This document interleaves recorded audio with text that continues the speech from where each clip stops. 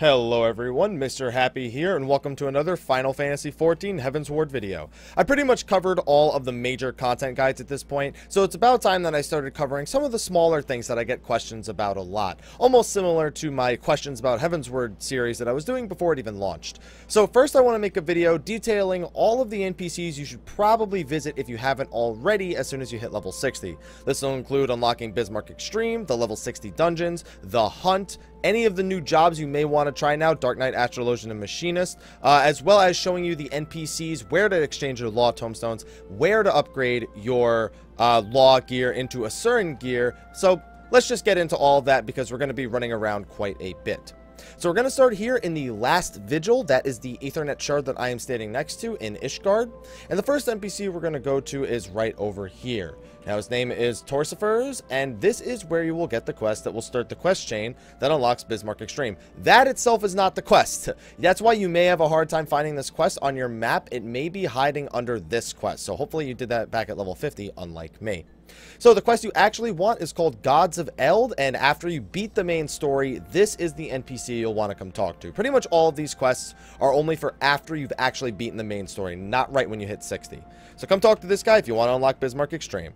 Now let's run over here. We're going to run over towards the Astrologian Guild. Luckily, the Astrologian Guild is something that I don't really need to explain all too much about. You just need to be aware that it's here and that this is where you will unlock the Astrologian. As you can see, I'm on mine right now. I got a panda on my head. Nothing too crazy. Just gonna draw some cards real quick, get that extended Royal Road. So here it is. Right here is the Astrologian Guild. Let's step inside real quick. Okay, this is the NPC that you'll go to for your Astrologian quests. I'm still talking to this NPC even at level 56, so expect to come back here quite a lot. Now the next NPC is the NPC to unlock the dungeon, the Fractal Continuum. This is one of 2 expert dungeons in your expert roulette. As you can see here, I have it locked because I'm not on level 60 right now. But there are 2 dungeons that are a part of the expert roulette, and this is one of them. And you'll get that quest from this guy. It's called Do It for Gilly. It's a level 60 quest here at Notre Dame, or however the heck you're going to say that guy's name. So just come here to get it.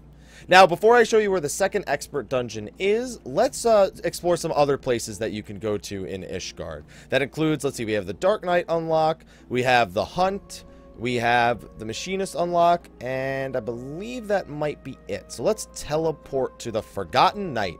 That's where we're going to go next, the Forgotten Knight. Back in the foundations of the Holy See of Ishgard. Okay. So, if I could stop running in circles, here we go. So this is the Clan Hunt board. If you're unaware, this Clan Hunt board actually gives you 3 sets of dailies, which can give you, does it give you EXP? Yeah, it does. It gives you some EXP, so you get 5 of these per day from each rank, and as you can see, there are 3 ranks here. And then after you hit level 60, you can unlock a weekly one, which will award you some Gil and some Santorio Seals, which we'll talk about here in a minute. Now, at level 53 and 56, this NPC, Eustacia, will give you the Hunt Board Rank 1 and Hunt Board Rank 2 quests. And it's called Let the Clan Hunt Begin and Better Bill Hunting. Now, in order to unlock this NPC, you need to be a max rank in your Grand Company. That applies to the 2.0 Realm Reborn one. So if I go to my Grand Company... How do I get to my Grand Company log? I don't even remember anymore. It's in my character tab, isn't it? Should have checked this before the video started. Here we go. So I am a 2nd lieutenant. So if you are on this list, you're just going to want to be right here, the maximum commissioned officer that you can be. So it would be 2nd Storm Lieutenant, 2nd Serpent Lieutenant, or 2nd Flame Lieutenant, depending on which of the Grand Companies you're a part of. And then you'll need to do a quest right outside of your Grand Company called Let the Hunt Begin. You'll need to finish that quest in order to unlock Let the Clan Hunt Begin. So, once that's out of the way, you're going to unlock the level 53 and 56 ones here, which is rank 1 and 2, or level 1 and 2. Level 3 is going to be unlocked in another location, so when we go to that location to show you some other things, we'll also show you where to unlock this one. However, the Elite Clan Mark Bill is also unlocked here at level 60. You need to do the level 59 quest first to get it, but it's basically going to be this NPC right here, Ardelaine. He will give you the quest let's see, Elite and Dangerous. Now, not only that, but after you unlock the weekly B ranks, this NPC is also where you will go to exchange Santorio Seals. Santorio Seals are gotten from those clan hunts, as well as the giant A and S rank hunts that are out in the open world. Now, for those of you who already know what the hunt is, yes, you are still going to want to be doing old world A and S rank hunts. They give Santorio Seals and they give law. I believe A ranks are 15 Santorio Seals and 10 law, and S ranks are 35 Santorio Seals and 30 law back in the old world. However, the new A and S rank hunts, and a lot of you will probably be hearing about this or seeing this in Shout Chat quite often, I believe they are worth 30 Santorio Seals and 10 law for the A ranks, and 100 Santorio Seals and 40 law for the S ranks, which very few have spawned at this point. Now, exchanging Santorio Seals can be used on a few different things. You can use it on minions like the Griffin Hatchling, Behemoth Heir, the Ishgardian Barding, Aetherite Tickets, Stuffed Tonberry, an old world striking dummy, just some vanity rewards. However, the more important part is the advanced option, where you can trade it in for a Domin Whetstone, Domin Urushi, and Raw Domin Urushi. These are required to upgrade your item level 170 law gear to item level 180, aka turn it into Asuran gear. The Domin Whetstone is used for weapons, it costs $395. The Domin Urushi is used for armor, left side gear mostly, for 300 Santorio Seals. And Raw Domin Urushi is for accessories. Now keep in mind that your belt is considered an accessory, so you need the Raw Domin Urushi, not the Domin Urushi. As you can see, I made a mistake with the quantity right there. So anyway, this is where you'll go to get the items to upgrade your I-170 to I-180. And yeah, I probably should have showed you guys the Dark Knight before, because I'm going to end up having to go back to the pillars. But, you know, that's neither here nor there. So let's use the Ethernet Shard again, and this time we're going to be showing the Machinist unlock, which will be at the Skysteel Manufactory. I can't wait to find out that wasn't the right place. Please tell me that was the right place. That was the right place. Okay. It's right over here on the left-hand side of the map in Ishgard. It's pretty hard to miss. The Skysteel Manufactory is the Ethernet Shard again. There's a gun on the thing right there. That's how you know it's the Machinist Guild. And it'll be this guy right here pretty much. That's the level 35 quest that's locked for me. Don't worry about that. And then Dark Knight. Now, Dark Knight is the only one in this place that doesn't have a guild. So I actually have to teleport to the place and show you where it is. That would be the Tribunal, I believe. Well, please let me be right. Should have wrote that down. Yes, the Tribunal.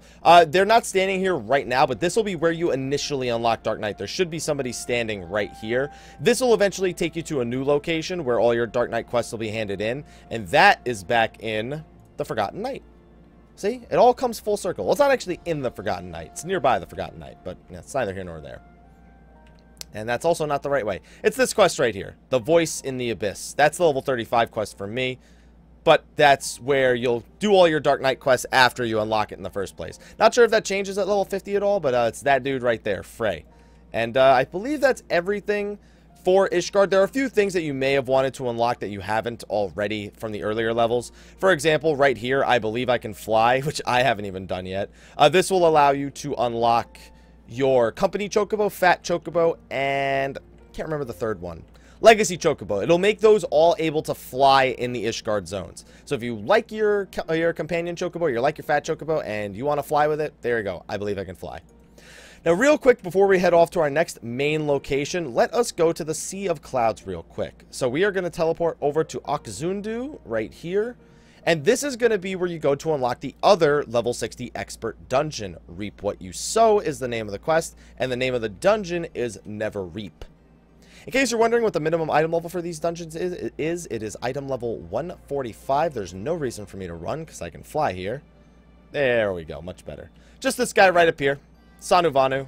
Here you go. This guy will unlock Never Reap. See, he's looking at me kind of funny because he knows me. He knows who I am. He's wondering where I got this griffin. He knows it's pretty cool.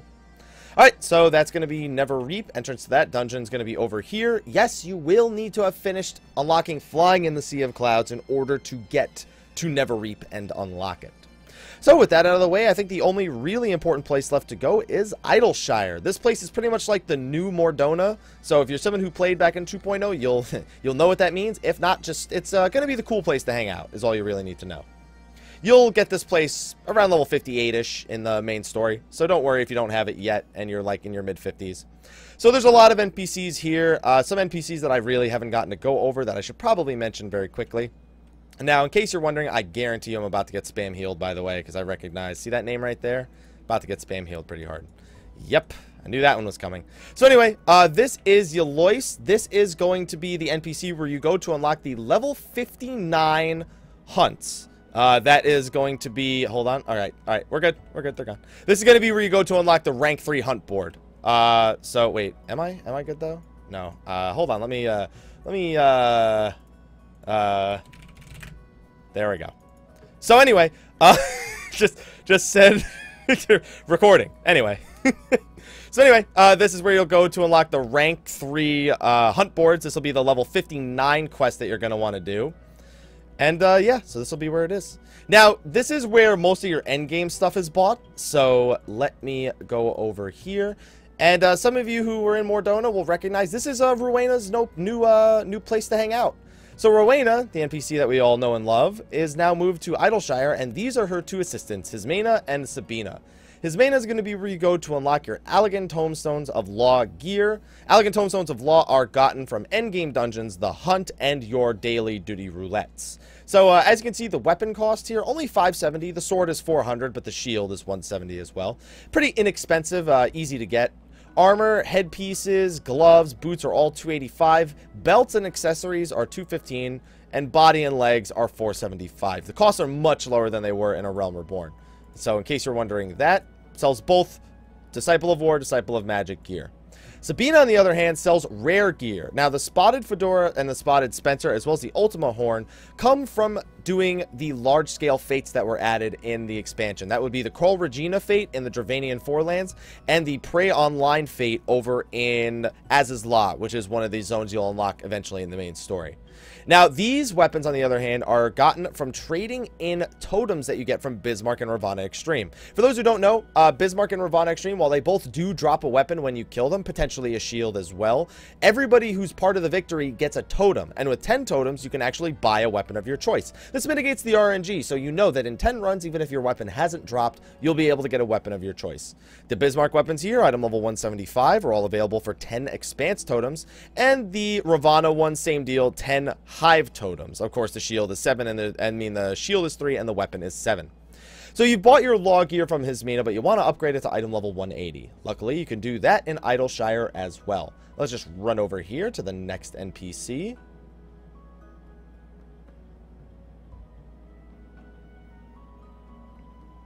Alright.